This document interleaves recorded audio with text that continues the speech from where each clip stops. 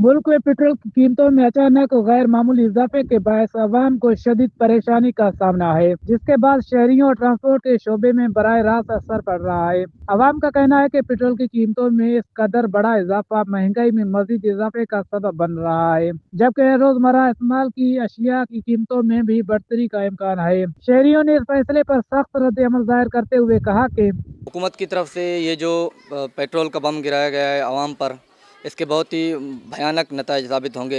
इससे सिर्फ किराए या गाड़ियों के किराए वगैरह नहीं बढ़ेंगे, बल्कि इससे रोज़मर्रा की जो है अशिया खुर्दनोश और इसके अलावा दीगर चीज़ें भी महंगी होगी।